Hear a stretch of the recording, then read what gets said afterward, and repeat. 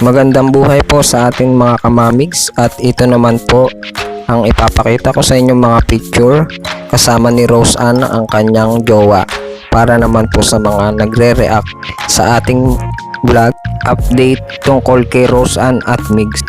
At isa na nga dito ang nag-repost ng picture nila at babasahin ko ang laman ng nakasulat dito.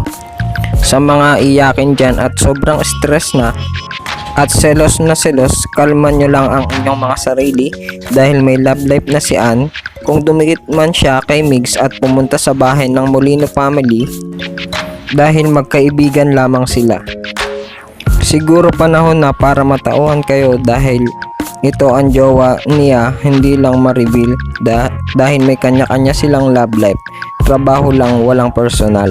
Pero kung gigil kayo, naiinis na talaga kayo at hindi makamove on at nagsasawa na kayo sa mukha niya o nagagalit, simple lang ang inyong gawin kundi i-block siya at i-unsubscribe din nyo.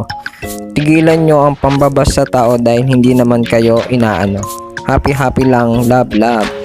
At ito nga ang caption na binasa natin sa mga nirepost ng isang netizen dahil nakikita dito na talagang meron ng jowa si Rose Ann. At sana naman po sa ating mga kamamigs ay hindi na natin siya i-bash at alam na natin ang totoo.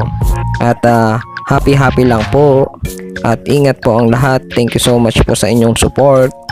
Bye bye.